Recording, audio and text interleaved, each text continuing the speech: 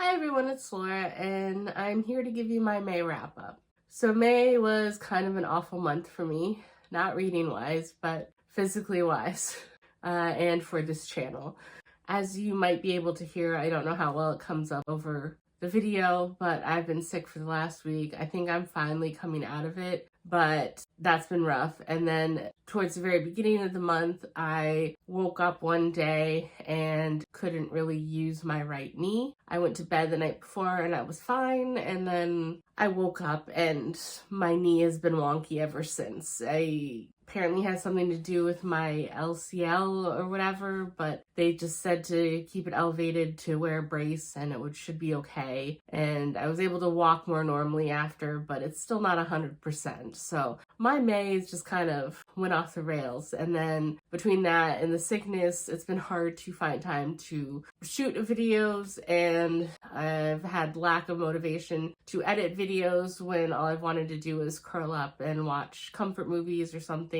But overall, I did have a pretty good reading month, so I do apologize for this, but I did want to get this out, and I have to start filming videos at some point here and play catch up. But I don't anticipate this to be as long as my usual wrap-ups, because I think I am going to try and keep it short this time. First book is The Fake Mate, this is an Omegaverse romance between Mackenzie Carter and Noah Taylor. They're both doctors in a hospital. Noah is head of the cardiac department. Mackenzie has just been out of residency for 1 year in the ER.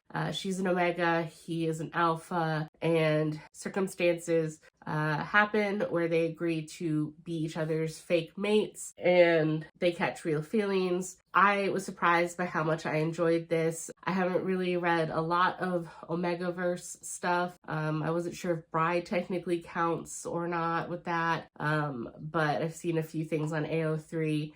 And I gave it a 4.5. I liked it, but if you're not into talk about a Omegaverse and nodding and that type of thing, there is more smut that's kind of based on biological pheromone responses or whatever, but I still really enjoyed the romance. So again, 4.5. Then I really tried to focus on some of my sequels and continuations of series this month. I meant to put out a video with it, and I started filming it, and I had like half the stuff filmed. I think I'm actually gonna have to break it up into 2 videos because there's just a lot of stuff and not everyone cares. But one of the first things is I'm fully caught up now on the volumes that are currently out for Solo Leveling. I read volumes 10, 11, and 12, and these kind of had to deal with the events with the National Hunter meeting in the US, and then the beginnings of the Monarch War. And I don't want to go into more specifics if they might be considered spoilers, but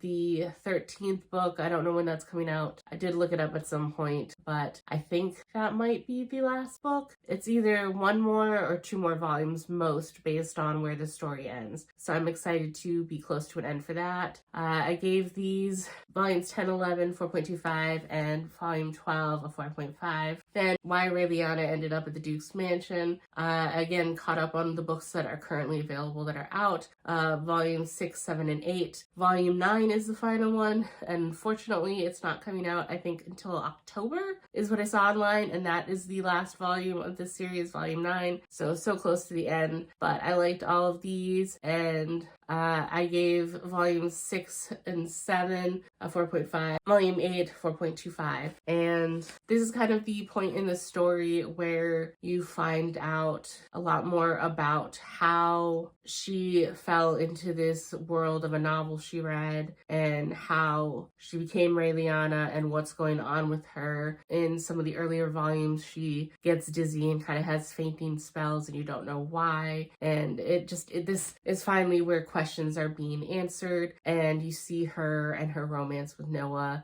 getting more serious and more real, and I just really like it. So again, super happy with these. Then there is Wisteria. which I thought was the last book in the Belladonna series, but now in September apparently there's another book coming out, Holly. I mean, this seemed to pretty much wrap up the trilogy, so I don't know if it's just kind of like with Caraval, how they had Spectacular added like kind of a holiday special book. I don't know if that's what Holly exactly is or not, but this is following up. I'm going to assume that if you're interested in this book, you know that this is basically following Bly and Eris. And gotta say, I like Signa more than Bly, but it was all right, and it was a very interesting end, while also I'm not fully surprised when I found out after reading this that there was going to be another book, because their world continues to expand in each volume. And overall, I was happy with the way the story concluded. But again, I liked the first two books out of Signa's perspective more, so I gave this a 4. Then when I was in the bookstore, I saw the volume for Nick and Charlie. I know that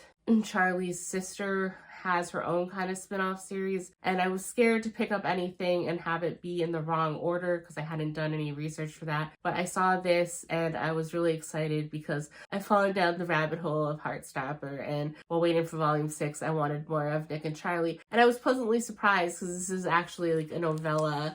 It has, you know, writing, and it does have a few illustrations and stuff too, but this basically is after where I've caught up in the Heartstopper volumes. I don't know if this will be after volume 6 or if it kind of overlaps with volume 6, because this was predominantly more about Charlie's anxiety with Nick going off to college soon, and it's like actually legitimately the end when Nick is finishing up his schooling and how he's so excited to start getting stuff for his dorm room and stuff, and that Nick and Charlie at the point in this novella have been together for 2 years. And I just really liked seeing more of how their relationship has progressed and how they're still have a lot of anxieties that young couples do, but how much they still truly care for each other. So this was a really nice and fast read, but it was very cute, and I gave this one a 4.5. Then I did read Somewhere Beyond the Sea, which is a follow-up to The House on the Cerulean Sea. And at first I was kind of nervous because this was starting off with flashbacks from Arthur and his past, and while I wanted to learn more about him as a character, I was also nervous because from the first book, he didn't have a great childhood. And then knowing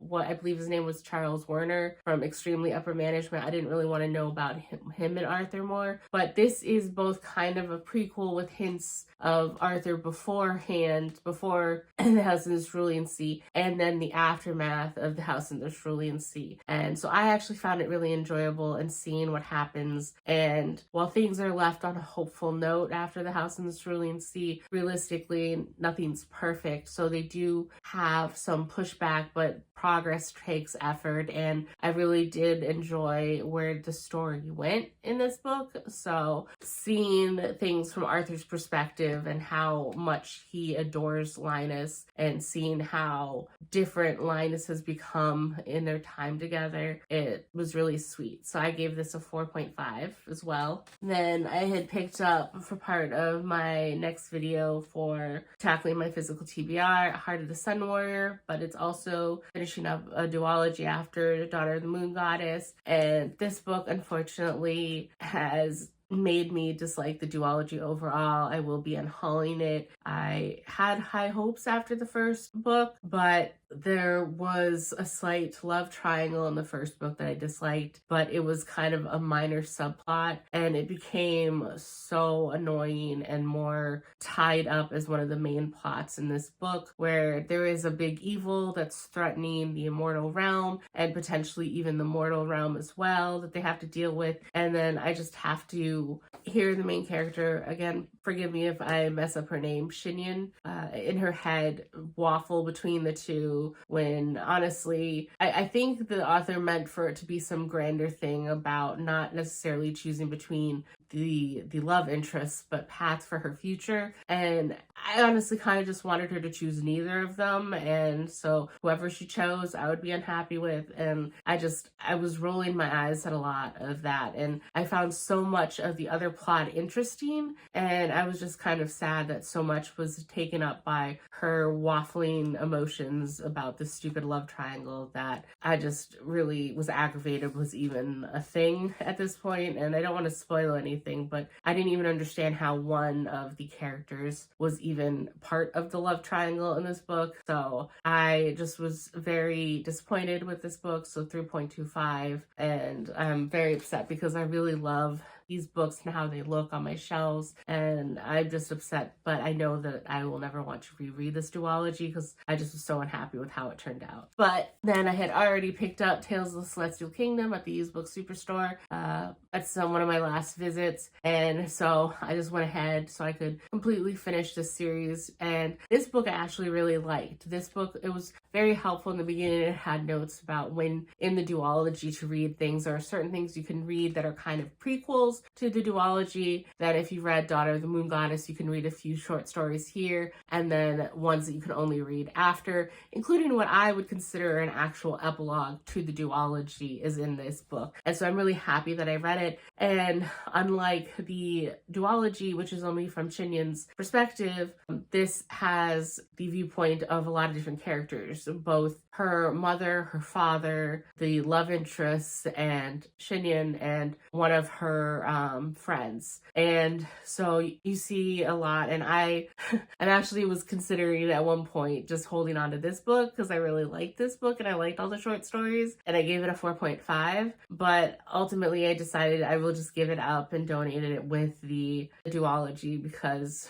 how likely am I to reference this when I don't have the duology anymore? But I would highly recommend this to anyone that's read the duology. It helped expand the world, and it was very enjoyable. Then A Venom Dark and Sweet. I finished up this duology after A Magic Steeped in Poison, and this one was marginally more successful than Heart of the Sun Warrior. I liked how things were resolved, but at the same time, things spiraled. I don't know how to explain it. Things spiraled into a bigger, grander world that I don't think was fully fleshed out and developed, is the best way I can put it. But you do basically follow up with Ning almost immediately after the first book ends, and then things take off and you see what's become of their country and what's going on behind the scenes, and things are all resolved. And while there is kind of an ending, that things also aren't wrapped up fully in a tight little neat bow, so there is some kind of open-endedness with things, which I find interesting in a YA series. But I did give this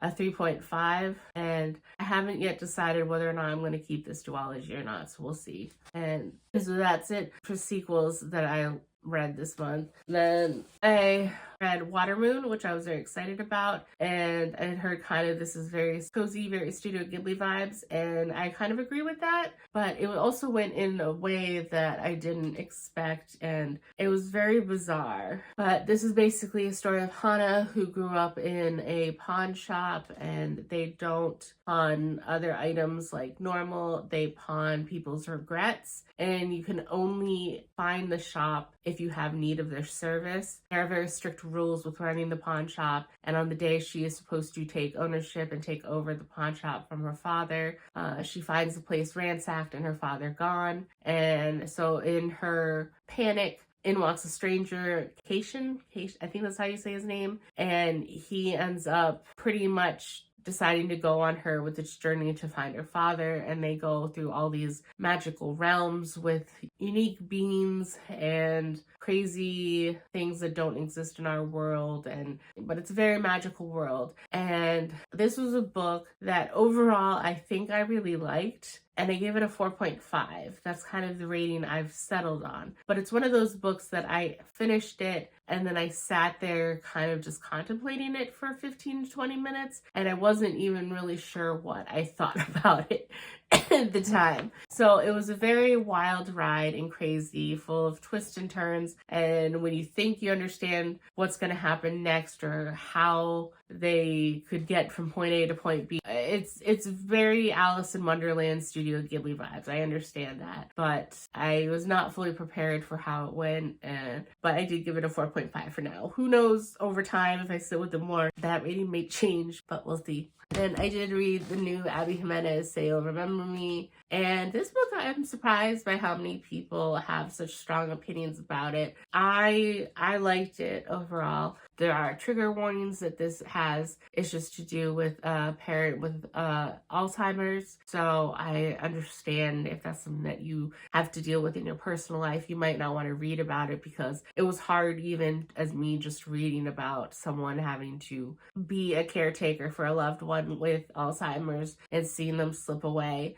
But overall, I still really did enjoy this book. And again, I appreciate when the love interests have a legitimate reason not to be together that's not just miscommunication. They're both very open, and Samantha pretty much tells Xavier that there's no chance for him because she's moving away back to California, and he has a vet clinic that he just set up that he can't get rid of his vet clinic because he's in debt and he has to break even on his investment before he can even think about selling to move. So there's like no way to meet in the middle, but they try and make it work because they're just drawn to each other, and they basically both agree that they just know that they click and that there has to be some sort of way. And I've seen people criticize that Xavier puts in more effort, but I kind of disagree with that, and I'll go more into that in my individual video for it. But I gave it a 5 and I liked it. So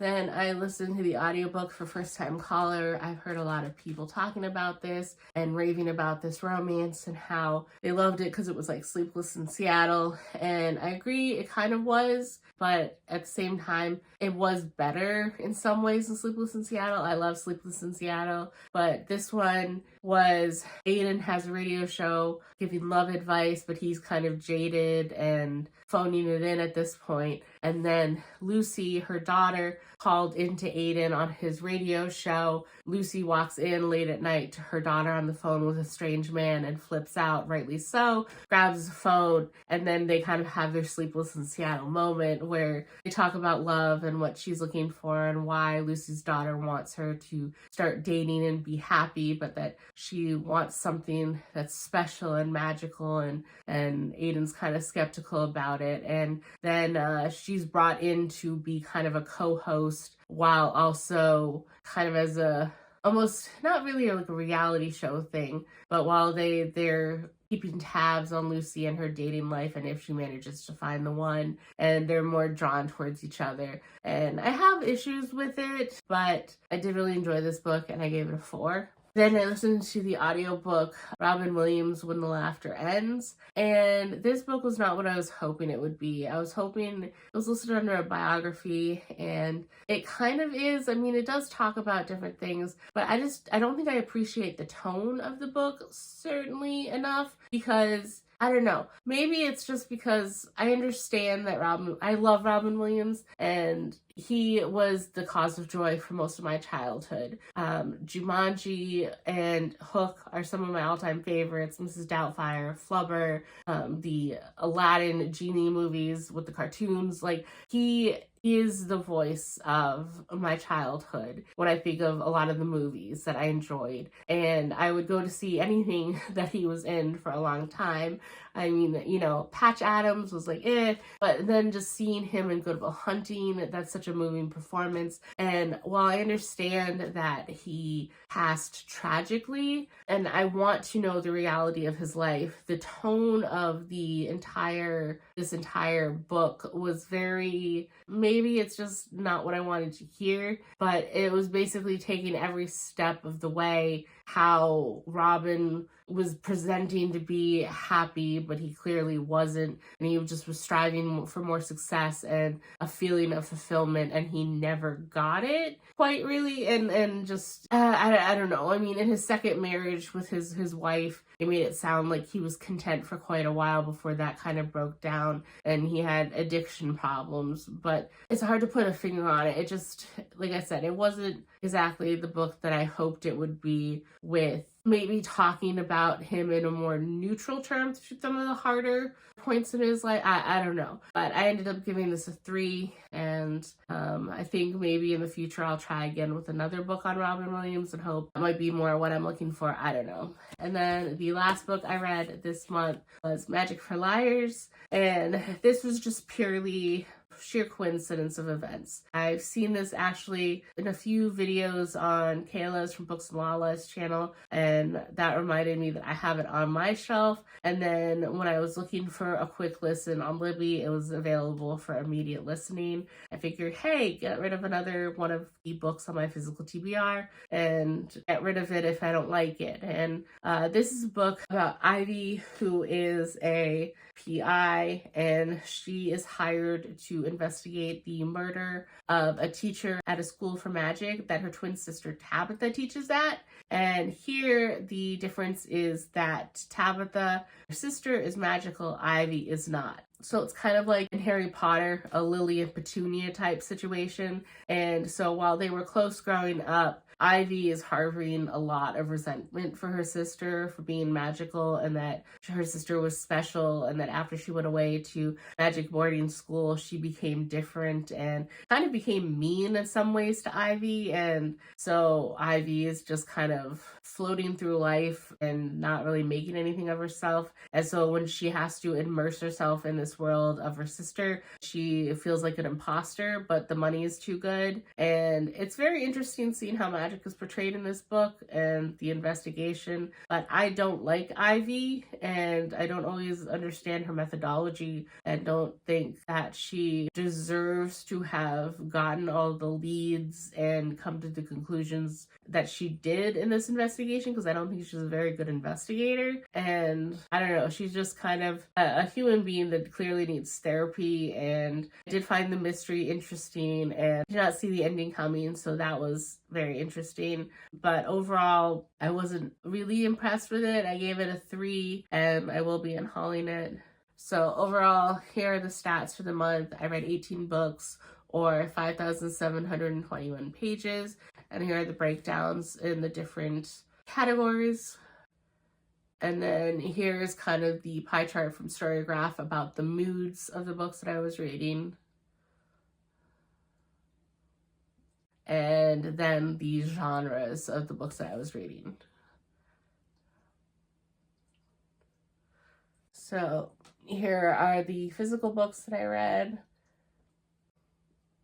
And I think that's it. So clearly, this month did not go at all like I hoped it would go. I hope June goes better. I have a few books I already borrowed from Libby that I'm excited about listening to, and a few books that I really want to get to. So we'll see. And hopefully, once I finally get rid of this cold, I will be able to finally catch up on my videos and basically start filming more and putting out videos basically for more comprehensive videos for these books and these reads that will be posted soon, and it has to be better than May. So that's it for this video, and I will see you in the next one. Bye.